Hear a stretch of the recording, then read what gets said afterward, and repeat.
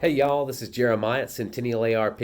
Thanks for tuning in for our continuation of the Monday through Friday daily devotional series that we're putting on during this COVID-19 season. Today we find ourselves in Colossians chapter 3, verses 1 and 2. Let me read them for us. If then you have been raised with Christ, seek the things that are above, where Christ is, seated at the right hand of God. Set your minds on things that are above, not on things that are on earth. As I was trying to think about how to convey what I wanted to convey today, I thought about an illustration. This illustration involves myself. No one was harmed except for me in the saying of this illustration. Sometimes when I am on the way home, I'll get a call from my wife, and she will tell me to get a specific item. That item could pertain to our children, perhaps diapers.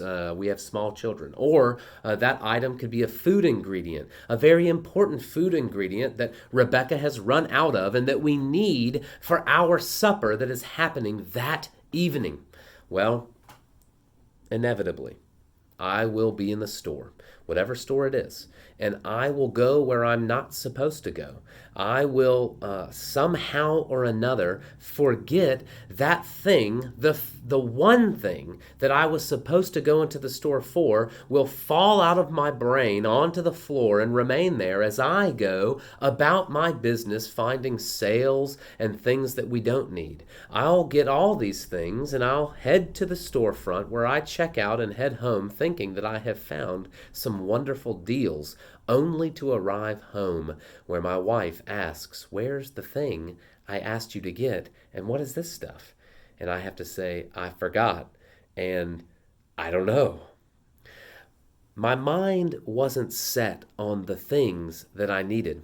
I wasn't seeking that which I should have been. I took my eye off the ball, and even if it was good things, things that were on sale, things that we needed, things that were deals or whatever, I didn't get the thing that I was asked to get. In these two verses, we see something being laid out.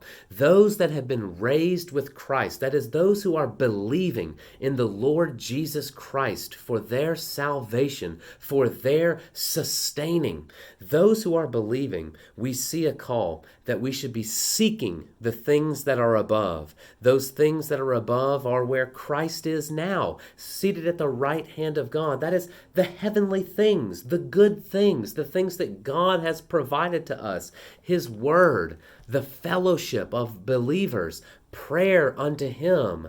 These things should be where we set our minds, verse 2, rather than the things that are on earth. It's so easy to go somewhere with a plan and to crumple up the plan and throw it out and end up doing something else and wonder when you're at the end of the day, what in the world did I do and why did I do it? But when it comes to the spiritual things, not grocery stores or anything else, when it comes to the spiritual things that God has called us to, that we have desire for now that we have been raised with Christ, partner with me in these coming weeks and months, indeed for our whole lives, to seek the things that are above, to seek the heavenly things, the good things, to see where Jesus is and to see it in His Word.